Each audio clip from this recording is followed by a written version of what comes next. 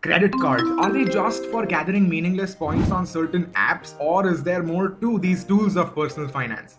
Hi, I'm Pranal, welcome to Copper, and today we're gonna answer the burning question, credit cards, yay or nay? And we all know of the horror stories of credit cards. We all know that people have piled on credit card debt, expensive credit card debt. But hold on, let's not judge credit cards just based on a few horror stories, because I feel there's a lot more to these tools of personal finance than these horror stories. So today, we're going to explore that, and we are going to give you an unbiased overview of credit cards so that you can understand whether they are more than just a fancy card. So, starting things off, when I was a freelancer, my clients obviously paid me at a certain schedule, and I had to make payments for certain subscriptions. So, managing the cash flow between all that obviously becomes a little challenging. Thankfully, though, I had a credit card, which meant that I could defer the payment until I actually had the money, which made so much sense. Obviously, I was frugal enough to not overspend, but that credit period made all the difference for me. And that brings me on to the next benefit, which made all the difference for me. And a few years ago, I'll tell you, I purchased a new phone. It was around 20,000 rupees, and I had one of those credit cards that gives you around a 5% cashback on these e-commerce websites. And that meant I got a cashback of 1,000 rupees on my phone, which meant that the phone case that I'd have normally had to pay cash for was essentially free. And that blew my mind. It was such a nice concept, right? If you buy a phone, you get 1,000 rupees to just spend. The possibilities are endless. So that's why I felt cashbacks are great. But there's more to it, right? When I spent that 20,000 rupees, I actually got reward points in return, which meant that I could get vouchers and coupons for other e-commerce websites, or for that one, or for any other experience, which was fantastic, obviously.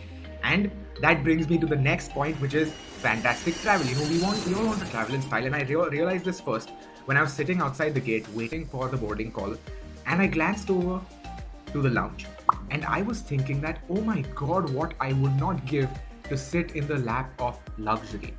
If only my credit card had lounge access, life would be so much better. Unfortunately, it did not, but that helped me learn an important lesson, that if I'm a frequent flyer, I should probably invest in a credit card which has lounge access, because that's just an added bonus, right? Who does not want to travel in the lap of luxury in perfect style? So that was a great add-on, and bringing us on to a rather interesting topic. Now, normally people don't like to talk about emergencies or negative things, but today we're going to talk about an emergency that I personally faced a few months ago. You see, my grandfather was hospitalized, and that really was a tough time for us, because hospitals, as you know, they demand a certain deposit for the hospitalization to actually go through. And they were asking for a certain, sum of money. It was only thanks to my credit card that, we were able to give it, and they were able to block that chunk of money, that the hospitalization went on smoothly. And to me, that is invaluable, right? The financial cushion that it gave us was unmatched, which is why I personally felt that it is a great use for me. But naturally, all good things aren't perfect. Credit cards also have their downsides. For instance, we've all heard that they are expensive. We've all heard the horror stories of expensive credit card debt. The interest rates that can be charged are astronomically high. In some cases, it's 30-35% per annum. And we've all heard of people who've had to pay more in credit card interest than they have had to in their principal. So it is an expensive proposition, and it can be an expensive debt liability, but we need to use it smartly. That brings me on to the next point. Dealing with salespeople smartly is very important. We've all received that call. Saying, "Hello, sir, I'm going to offer you so and so advantages," and you're just like, "Wow, that sounds great."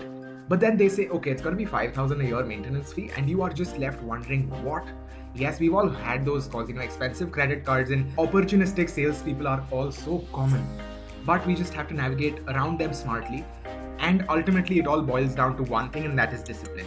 You see, in my experience, as long as I was disciplined with my credit card use, everything was fine. We all know that we aren't supposed to overspend. As long as we stick to that, credit cards can be great. But then again, there are more factors. It ultimately boils down to what you need a credit card for. Do these pros really matter to you?